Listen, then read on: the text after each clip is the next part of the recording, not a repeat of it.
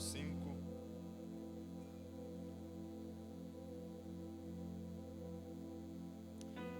Você já ouviu a voz do Senhor falando contigo nessa noite? Quem pode dizer amém?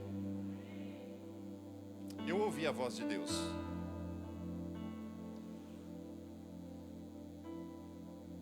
E algo muito particular nessa noite que o Senhor está nos falando sobre levantar. Está escrito assim em João capítulo 5, a partir do primeiro versículo. Depois disso, Jesus voltou a Jerusalém para uma das festas religiosas dos judeus. Dentro da cidade, junto à porta das ovelhas, ficava o tanque de Betesda, com 5 pátios cobertos.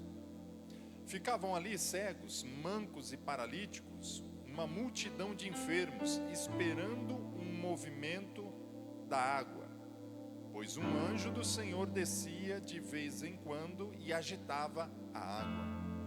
O primeiro que entrava no tanque, após a água ser agitada, era curado de qualquer enfermidade que tivesse.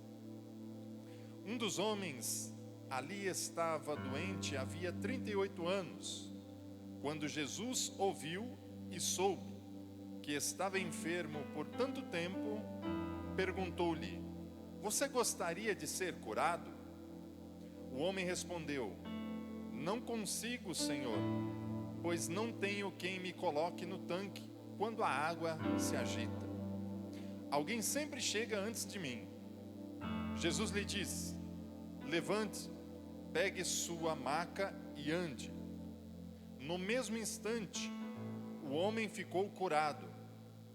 Ele pegou sua maca e começou a andar. Uma vez que esse milagre aconteceu, no sábado, os líderes dos judeus disseram ao homem que havia sido curado: "Hoje é sábado, a lei não permite que você carregue essa maca." Mas ele respondeu: "O homem que me curou disse: pegue sua maca e ande." Até aqui. A palavra que acabamos de ler fala de uma cura, e nesse mesmo capítulo também fala de uma das maiores revelações do Novo Testamento, que é sobre a pessoa de Jesus, sobre a sua divindade. É quando o próprio Jesus, ele diz perante todos, de forma clara, que ele e o Pai são um. Então o capítulo 5 de João poderia dividir ele em duas partes. A primeira, sobre a cura. A segunda parte, sobre a revelação da divindade de Jesus, de quem ele era. Acontece que, na maioria das vezes, lê-se esse capítulo e paramos apenas na primeira parte, com foco na cura deste homem. E esquecemos que a cura foi um evento muito importante naquele dia para aquele homem, mas existe algo tão mais importante do que a cura daquele homem, que é conhecer a identidade de Jesus. E para entender esse capítulo, nós temos que olhar sob a seguinte ótica. João, o escritor, quando chega nesse ponto, nessa narrativa, ele começa a explicar qual foi o motivo pelo qual Jesus passou de ser apenas odiado pelos líderes judeus e passou a ser então perseguido para ser morto. Até a esse evento, até o evento da cura, Jesus era odiado por alguns dos seus discursos. Mas após revelar a sua identidade, os líderes passaram a perseguir para matar Jesus. E João está expondo esses acontecimentos debaixo dessa ótica. E é assim que nós temos que ler esse capítulo. Entender o porquê Jesus passou a ser perseguido para ser morto. Porque ele disse que era igual a Deus. Porque ele curou um homem no sábado, porque esse homem carregava a sua maca, o seu leito, num sábado. Ou seja, ele violou um mandamento. Ora, vamos entender melhor. O capítulo inicia Jesus indo para Jerusalém para participar de uma das grandes festas dos judeus. Não diz qual era a festa especificamente, mas chegando lá, perceba que o cenário está montado no templo a uma festa religiosa. E logo do lado de fora, não muito distante dali, havia o tanque de Betesda, onde estava uma grande multidão de enfermos.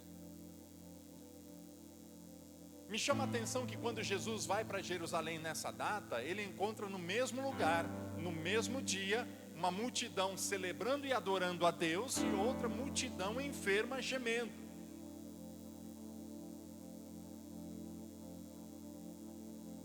Quando nós olhamos esse versículo, nós conseguimos entender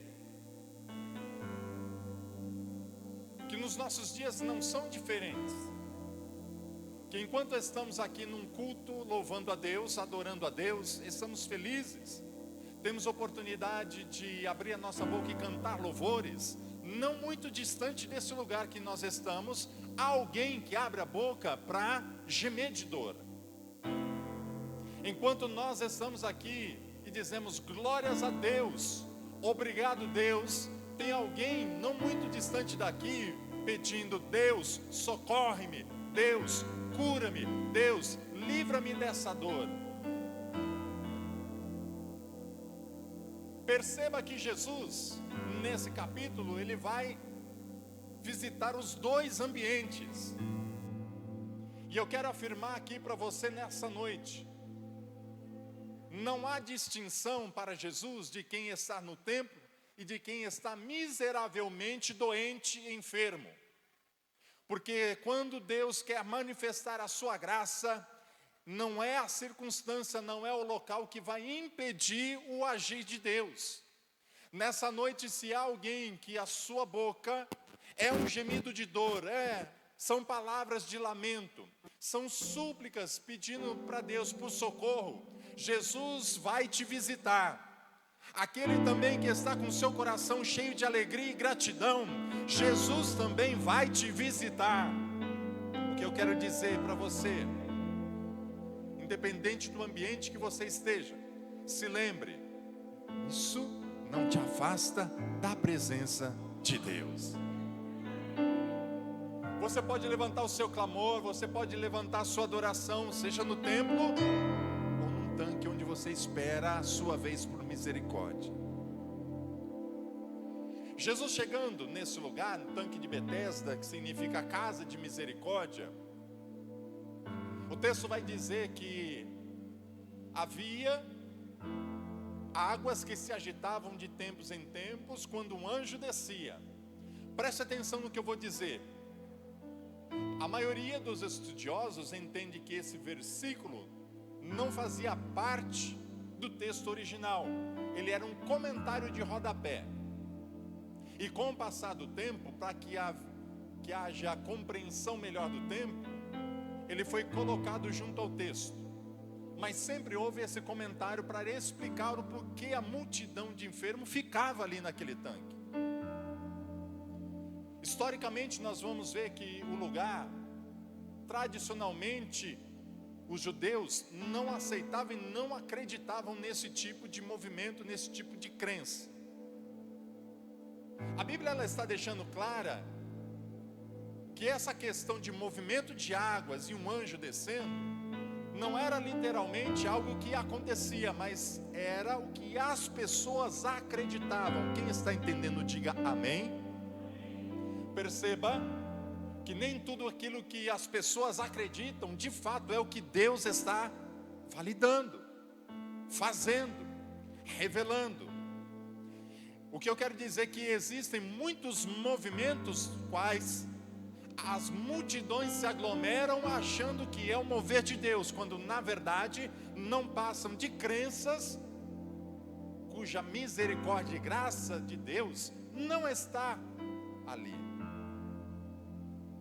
Temos o costume de ver movimentos, agitações, e acreditar que sempre aquilo é o favor, a misericórdia e a graça de Deus. Mas pensa aqui comigo, um lugar chamado Casa de Misericórdia, e aquele homem enfermo há 38 anos, tantos outros enfermos ali, e quando as águas se agitavam, quem é que chegava, quem é que era beneficiado? Quem era que se curava? Mais rápido, aquele que estava mais próximo da água, aquele que tinha os meios. Ou seja, a misericórdia, segundo essa crença, ela atuava, ela operava pelo mérito, pela força do seu próprio braço. Quando nós olhamos para toda a Bíblia Sagrada e vemos a graça de Deus agindo, nós não vemos que é o mais forte que é favorecido. Nós vemos que nem sempre é o maior exército que prevalece, não é aquele que tem as melhores condições que vai se dar melhor. Em toda a Bíblia nós vemos que de fato quem é que vence, prevalece e é abençoado é aquele cujo Deus está ao seu lado. Assim como Jesus foi perto daquele homem, se aproximou. E em todas as vezes que João vai narrar as curas de Jesus no evangelho que ele escreve, essa é a única vez que aquele que foi curado não pediu para ser curado. Foi a única vez que aquele que foi curado não se esforçou para tocar em Jesus, para interromper a rota, o caminho de Jesus. Foi a única vez que não houve gritos pedindo por graça, por misericórdia. Aquele homem estava aguardando, na sua crença, na sua esperança, até que Jesus se aproxima dele. Quando o homem não tem condições de aproximar-se de Deus, Deus se aproxima do homem. Às vezes nos sentimos tão fracos, tão limitados, tão carentes, sem forças sequer para dobrar os joelhos e orar. Às vezes deitamos na nossa cama tão desanimados e colocamos o travesseiro no nosso rosto e dizemos assim: Deus, por quê? Tudo que nós queremos é uma resposta direta, mas Deus prefere agir no silêncio.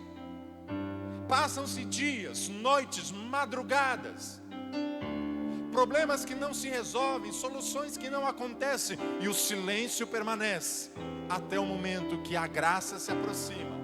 E quando a graça se aproxima como Jesus se aproximou, perguntando: queres ser curado? Perceba que quando a graça chega, ela não pergunta: você tem condições de ofertar? Percebe que quando a graça chega, ela pergunta: você tem força para guerrear? Perceba que quando a graça chega, ela não pergunta: por que você pecou? Por que você está nessa situação? Não, quando a graça se manifesta, ela não pede explicações. Ela não pergunta por que você está enfermo, por que você está nessa condição, por que você tomou a decisão errada que você tomou e está vivendo as consequências dessa decisão. Não, quando a graça se manifesta, pastor, ela chega assim: quer que eu te ajude? Quer ser curado? Quer ficar de pé? Quer ter a vida renovada? Quer reescrever a sua história? Quer ser tocado por Deus? Quer ser renovado? Isso é a graça de Jesus.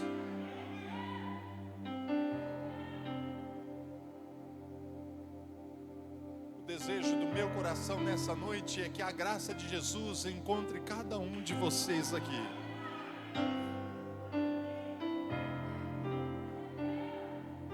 Chegou aqui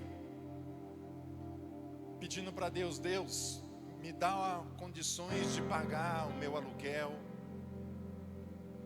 me dá condições de sustentar minha casa, porque eu estou sendo desonrado por isso. Deus, cura um familiar, tanto tempo você tem sofrido com isso. Ainda aqueles que estão pedindo: Deus, fala comigo claramente, rasga os céus e fala comigo. E essa palavra nunca chega. Mas a minha oração nessa noite é que a graça te encontre. A graça te encontre aí onde você está. Que a graça te encontre aí nas suas limitações, na sua fraqueza, na sua condição atual. Que a graça te encontre e você possa ouvir a palavra de Jesus dizendo: quer ser curado, quer mudar de vida, quer reescrever a história. O meu pedido é que a graça de Jesus te encontre nessa noite e que você seja curado.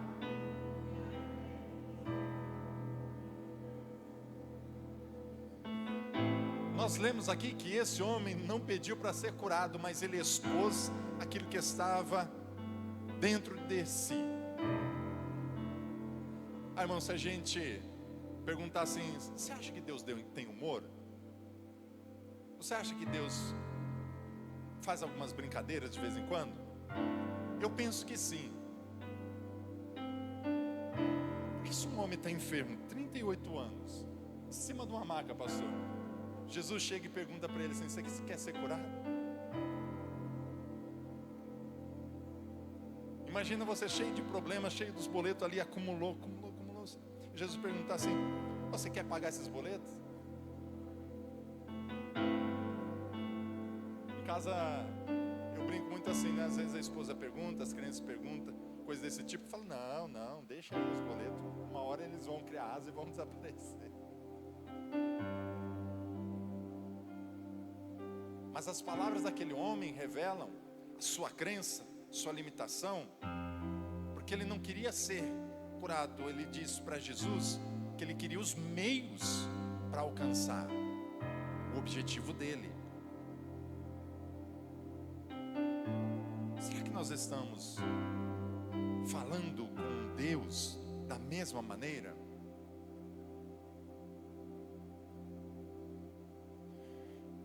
Um profeta escolhido desde o ventre da mãe, antes de ser formado, foi dado como profeta para as nações. E quando Deus fala para ele assim que ele seria dado profeta para as nações, ele diz assim: Senhor, mas eu sou uma criança, ninguém vai dar ouvido para o que eu falo. Deus fala para ele: não diga que você é uma criança que você não sabe falar, porque tudo aquilo que eu mandar você falar, você vai falar. A questão não é se eles vão ou não vão te ouvir. A questão é: minha aliança contigo é mandar você falar e você falar. Se eles vão ouvir ou não vão ouvir, é outro departamento. Mas a fidelidade está entre eu e você, que eu te escolhi para falar o que eu te disser. E a tua fidelidade para comigo é você falar tudo aquilo que eu revelar, independentemente se eles vão te dar crédito ou não.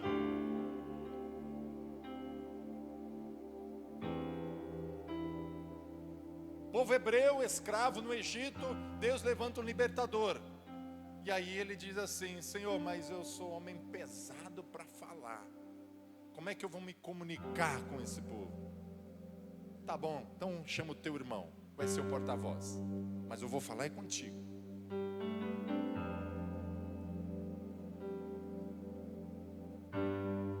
Temos o problema, queremos servir a Deus, queremos ser usados por Deus. Aí dizemos: mas eu não tenho tempo para jejuar, pastor. Eu não tenho tempo para cultuar, pastor. Eu não tenho tempo para vir para aula. Eu não tenho tempo, pastor. Não tenho. Mas eu quero. É claro que esses são os meios de uma vida cristã, onde nós nos aproximamos de Deus. Mas para viver a plenitude de Deus, nós temos que colocar o primeiro princípio da fidelidade e da obediência a Deus. E às vezes damos desculpas porque não conseguimos jejuar. Ah, pastor, eu não consigo jejuar mais do que 32 minutos, senão eu passo mal. Similar a esse homem.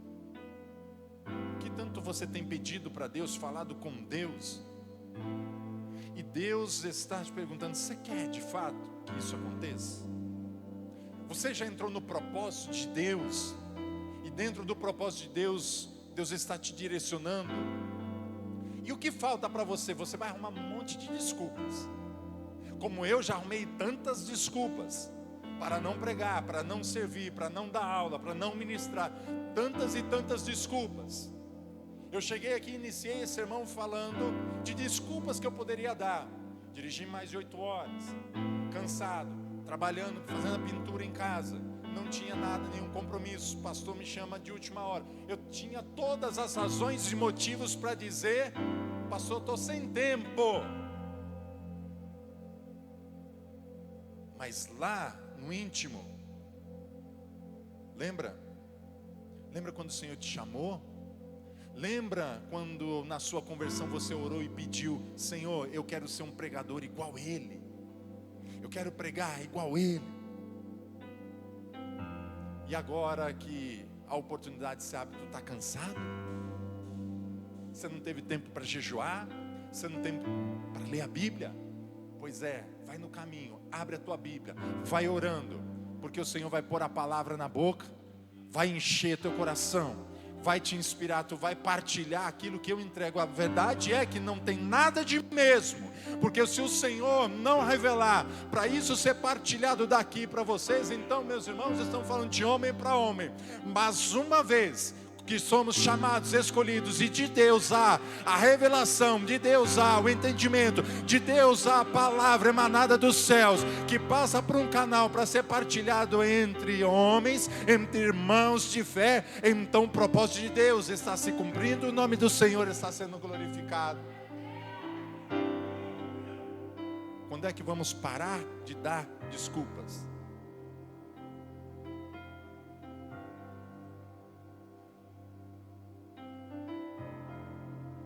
Ele queria alguém para o carregar. Será que ele esperava que Jesus falasse assim para ele: pastor, não tem ninguém que te leve? Pô, agora você tem um amigo, eu vou ficar aqui do teu lado, vamos morar junto aqui, quando a água agitar, eu vou te levar. Será que ele queria um amigo assim? As palavras dele demonstram assim. Você está pedindo ainda para alguém pôr a mão na tua cabeça, orar e profetizar? Você está esperando ainda eu descer daqui, segurar na tua mão e te entregar uma palavra revelada, direcionada exatamente para você? Você está esperando chegar uma mensagem no WhatsApp? Você está esperando alguém do outro lado do mundo te ligar, liberar uma palavra para então você tomar uma atitude?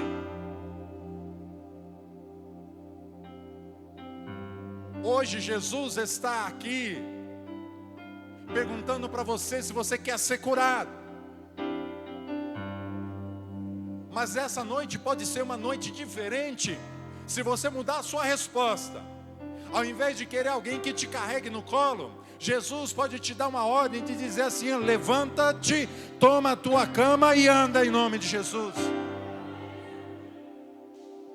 Quando Jesus liberou essa palavra, levanta-te, o que aconteceu?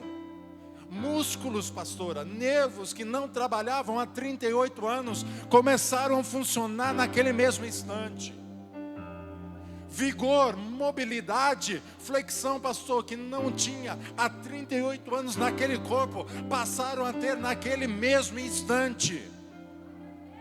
Segundo a palavra de Jesus, a mobilidade voltou, a capacidade voltou. Ele se colocou de pé naquela mesma hora, pegou a sua maca e foi embora dali.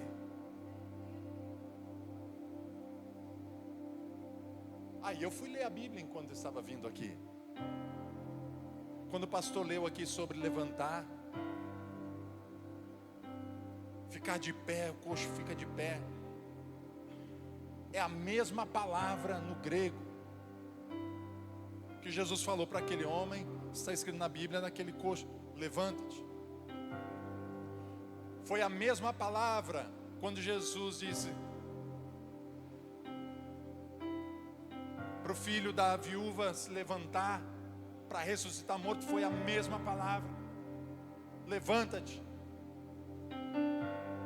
Quando Jesus chega e vê as irmãs de Lázaro, e elas aflitas porque o Senhor demorou tanto tempo para chegar, ele falou: calma, ele vai se levantar, Lázaro vai se levantar. Quando Jesus falava da sua própria ressurreição, é a mesma palavra que ele liberou para aquele homem: levantar-se. Que eu quero dizer que levantar significa cura física. O homem da mão ressequida, a ordem foi: levanta e vem aqui para o meio. E então ele foi curado. Levantar, disposição, postura, obediência e milagre. Levantar significa voltar à vida aquilo que estava morto. O que está morto? Que projeto está morto? Qual é a promessa que aos seus olhos está sepultada? Que a ordem de Jesus hoje é levantar, e o sepulcro vai abrir, vai tornar a ter vida novamente. Levantar não é só questão da nossa posição, vocês sentados e eu aqui em pé. Levantar é todo esse conjunto de restauração, para que o nome do Senhor seja glorificado. Então não tem morte que resista ao levantar a ordem de Jesus. Não tem enfermidade que resista à ordem de Jesus.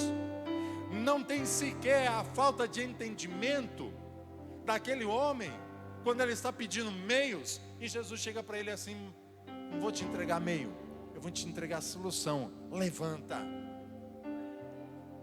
Talvez a gente fique até frustrado, porque a gente quer colocar Deus no quadradinho, trabalhar da forma como que nós gostamos, da forma como nós entendemos.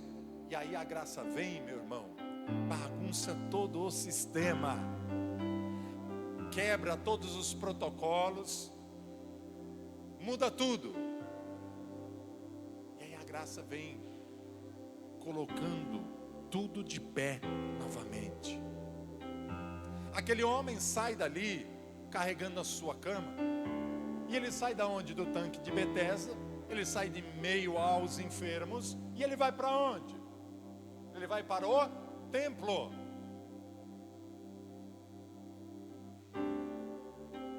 Você está percebendo o propósito de Deus? Que o levantar de Deus, o se colocar de pé na presença de Deus, não é simplesmente para nós aparecermos, mas tudo tem um propósito. Que Deus tira dessa circunstância, da casa de enfermos para a casa de adoração. Que a cura de Deus, ela promove na vida do homem essa transformação de tirar ele do lugar de enfermidade e colocar ele no lugar de adoração. E que o agir de Deus também nos tira desses locais de vergonha, de insegurança, para colocar no lugar da vontade de Deus para as nossas vidas.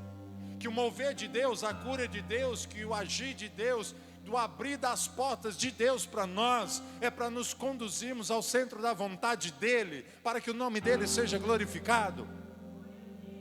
Então quando Deus tira de um lugar para outro lugar, Deus vai curar, Deus vai resolver, Deus vai prover. No templo o enfermo não podia entrar. No templo o enfermo não poderia adorar, era proibido. Mas uma vez que ele está curado, agora ele pode. Quando a mão de Deus toca nas nossas vidas, lugares que nós não podíamos acessar, nós vamos começar a acessar para a glória de Deus. Locais que nós não conseguíamos conquistar, nós vamos conquistar para a glória de Deus. Os religiosos vendo o homem no sábado, o problema era o sábado, que ele estava carregando a sua maca, a sua cama, e disse: não é permitido você trabalhar no sábado. Carregar um objeto em uma determinada distância publicamente, na religião dele, na lei deles, era equivalente a trabalhar. E E esse pecado, ele poderia ser passível de condenação, de morte. Por isso ele é indagado, por isso ele é questionado. Você está violando a lei, você sabe que isso é sério, não pode trabalhar no sábado. E aquele homem diz assim: mas eu não estou fazendo porque eu quero, eu estou fazendo obedecendo a ordem daquele que me curou. Os religiosos então perguntam assim: mas quem é que te deu essa ordem? Preste atenção. Os religiosos não demonstraram um pingo de misericórdia, um pingo de graça. A preocupação deles era entre guardar o sábado, obedecer o sábado, praticar a religião. Em nenhum momento perguntou para aquele homem como ele se sentia, como foi esse milagre. Em nenhum momento se alegraram com ele. Percebe isso? O que eu vou dizer aqui agora, eu não costumo falar, eu não gosto de falar, porque eu vejo muitos pregadores fazendo isso e incitando as pessoas a dar indiretas. Mas baseado nesse texto, eu quero te dizer o seguinte: preste atenção. Nos momentos de alegria, nos momentos onde você está com um cântico de vitória nos seus lábios, vai vir gente questionar, vai vir gente apontar, vão aparecer pessoas que nunca te estenderam a mão, nunca te levaram um copo de água. Eles não vão perguntar que bênção que você está, não. Eles vão perguntar: por que você está fazendo isso aí? Por que você está fazendo desse jeito? Normalmente nós não vamos encontrar compreensão das pessoas. E eu quero te dizer: está tudo bem, está tudo certo. Se você está fazendo aquilo que Jesus disse para você fazer, está tudo certo. Ninguém ficou 38 anos em cima de uma cama para saber o valor, a alegria. Você acha que ele ia se lembrar de não carregar aquela maca depois de receber um milagre desse? Por isso que muitas pessoas não vão celebrar quando você estiver celebrando. E está tudo bem. Por isso que vai ter muita gente te acusando quando você sair do lugar de vergonha e estiver no lugar de adoração. Vão até lembrar do teu passado, dizer assim: mas o pastor Fernando Foltran, lá no passado, era assim. Hoje ele prega, hoje ele ensina, mas era assim. Eu não estou preso ao meu passado, nem você. Eu estou vivendo a promessa de Deus para a minha vida junto com você. Eu estou aqui para louvar e glorificar o nome do Senhor. E se você está também aqui para louvar e glorificar o nome do Senhor, então estamos entre irmãos para adorar ao Senhor. E quem não quiser, vai falar com Jesus. Fala com Jesus, porque foi Ele que me mandou pregar. Foi Ele que me mandou anunciar. Foi Ele que me mandou dar testemunho. Vai falar com Jesus. E eu quero encerrar aqui dizendo que Jesus então se apareceu ali no templo, manifestou-se ali no templo. Aquele homem apontou para os religiosos e disse: aquele homem, foi ele que me mandou pegar a cama e andar. Os religiosos prontamente cercaram Jesus. Com que autoridade você faz isso? E aí Jesus começa a dizer um discurso que eu não vou ter tempo para falar aqui, mas é a segunda parte do capítulo 5. Ele diz: o Pai trabalha até agora e eu trabalho também. Aquilo chocou os ouvidos dos religiosos, porque eles entendiam literalmente: ele está se fazendo igual a Deus. Os judeus entendiam que o sábado era o dia do descanso, mas era comum entre os judeus a compreensão de que Deus trabalhava no sábado no sentido de sustentar a vida, de sustentar o universo, de prover o fôlego de vida, de fazer fazer com que a natureza continuasse o seu ciclo para crescer, para produzir, para dar frutos, a terra, os animais e tudo. Então, e nesse sentido da provisão, Deus trabalha no sábado. E Jesus estava dizendo: eu sou igual ao Pai. No sábado, enquanto vocês param, fecham os rostos, às vezes é pesado para vocês, eu estou preservando a vida, sustentando a vida, mantendo a vida. Entre outras palavras, enquanto homens param no sábado para se lembrar de Deus, Deus não para no sábado e continua sustentando os homens na destra do seu poder. Fique de pé em nome de Jesus, nós vamos orar.